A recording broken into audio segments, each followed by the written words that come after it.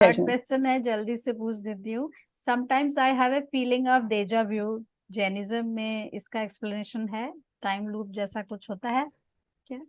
सो दो तरीके से इसका आंसर है। डेजा वू, जिसे डेजा वू हम समझते हैं लौकिक पार्लेंस में, वो हमारे टाइम लूप से कनेक्ट नहीं करता है। जो पंच परावर्तन रूप टाइम लूप हम मानते हैं, उससे वो डेजा वू कनेक्ट नहीं करता है।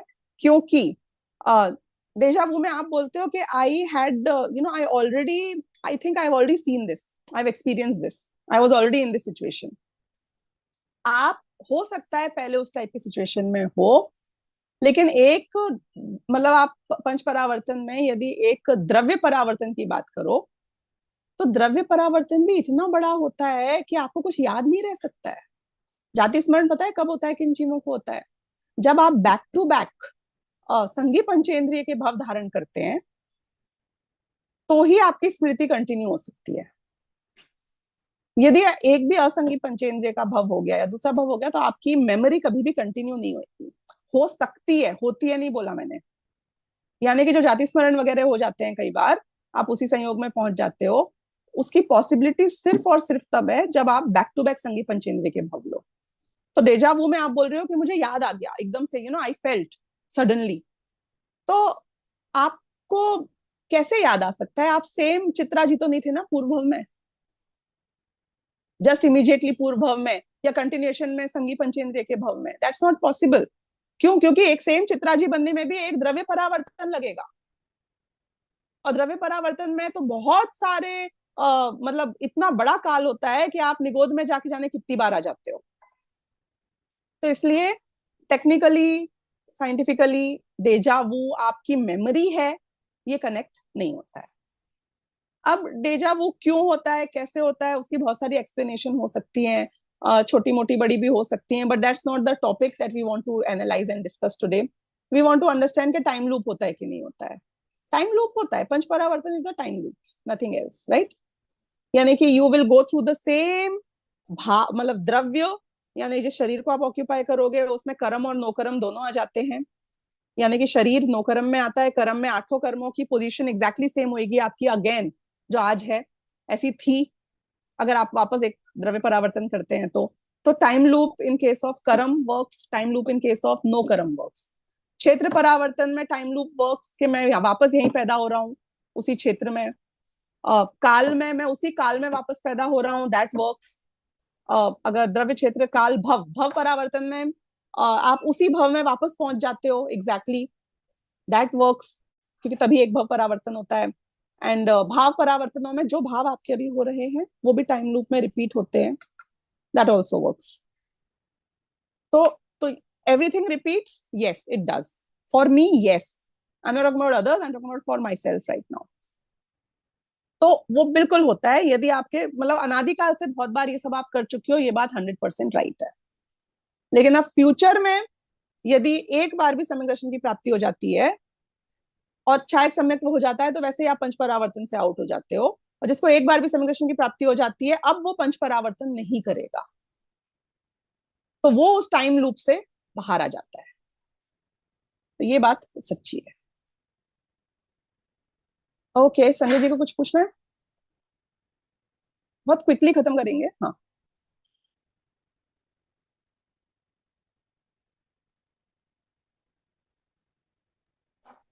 हाँ, शार्ट में बता दीजिए। ये पंच परावर्तन में मेरी अपेक्षा जो एक रिपीटेशन है, जो मुझे पर संयोग मिलते हैं, वो भी एग्जैक्टली उसी टाइम में होते हैं।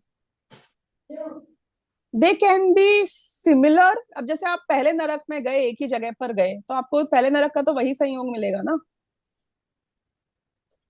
जैसे बाकी आप नारकी निगोद में। हाँ, मेरे पड़ोसी नारकी, जिन नारकियों से मेरा आमना सामना इस पिछले में हुआ था, वैसा का वैसे अगले में होगा। वो हम गारंटीड नहीं बोल सकते हैं, पर सिमिलर होएगा।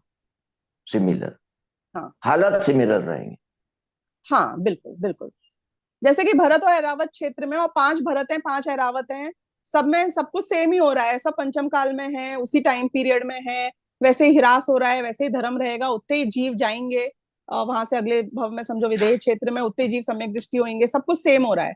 सेम हो रहा है मतलब सिमिलर हो रहा है। सिमिलर। हाँ, जरूरी नहीं है कि ऐरावत क्षेत्र में संजय कटारिया जी ही हों एग्जैक्टली चश्मा पहनने वाले आपके जैसे ही, बस सिमिलर है।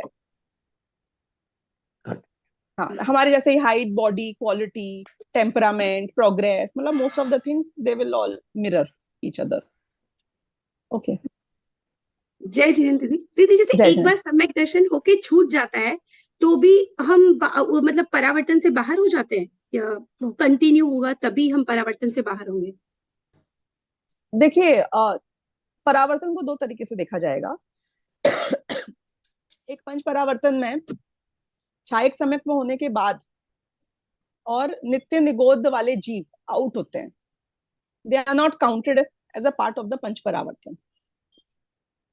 मतलब पंच परावर्तन तो होता है निगोदिया जीवों का भी, लेकिन जिस हम इसकी ये जो पुद्गल की दुनिया की बात कर रहे हैं, जहां ये आपको एक्शन नजर आ रहा है, जहां आप कैलकुलेशन कर रहे हो, क्योंकि निगोदिया जीव तो जैसे कभी निकला ही नहीं नित्य निगोदिया निगोद से, तो आप कैसे उसका भव परावर्तन गिनोगे कि उसका भव परावर्तन हम अन्य जीवों की अपेक्षा काउंट कर लेते हैं टाइम पीरियड को।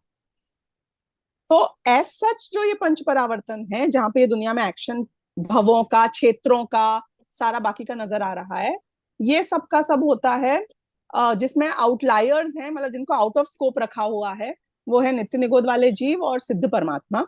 लेकिन छायक सम्यक्त्व से लेकर ही वो 6 महीने 8 समय वाला जो कैलकुलेशन है वो चालू हो जाता है 608 जीवों का, क्योंकि उतने ही जीव छायक सम्यक दृष्टि होंगे, उतने ही जीव मोक्ष जाएंगे। तो अब यदि मैं funnel in and funnel out को गिनूं, 6 महीने 8 समय में 608 जीव नित्य निगोद से बाहर निकलेंगे, 6 महीने 8 समय में 608 जीव का मोक्ष होएगा। तो इन और आउट इक्वल है, यानी कि बीच का एरिया उतना ही रहने वाला है।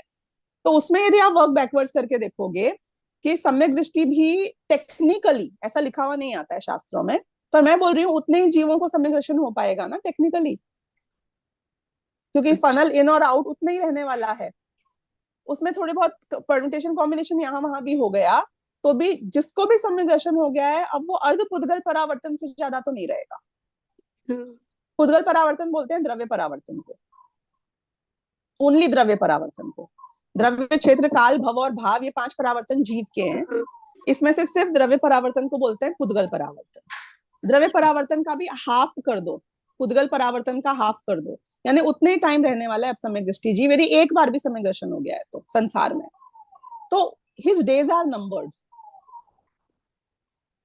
ही will still be a part of this action दुनिया, लेकिन वी नो फॉर श्योर कि इससे ज्यादा अब उसका भाव परावर्तन तो नहीं होएगा, काल परावर्तन नहीं होएगा, क्षेत्र नहीं होएगा, और द्रव्य में भी हाफ होएगा।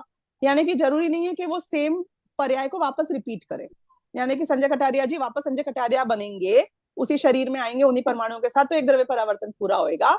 लेकिन अब जिसको सम्यक दर्शन हो गया है वो वापस उसी पर्याय में आए, ये जरूरी नहीं है, क्योंकि अर्ध पुद्गल परावर्तन है ना, हाफ ऑफ द टाइम में निकल जाएंगे, यानी संजय कटारिया जी नहीं बन पाएंगे अग्रहित परमाणुओं के साथ में, सॉरी ग्रहित परमाणुओं के साथ में। अब अग्रहित वाले बन गए तो हमें नहीं पता है। I am getting a little technical, if you want some other time we can give you a little more खुलासा ऑफ दैट। पंच परावर्तन के ऊपर भी लेक्चर्स हैं बाय द वे, गुमर सार में यूट्यूब पे, यदि वो भी सुनना है तो सुन सकते हैं।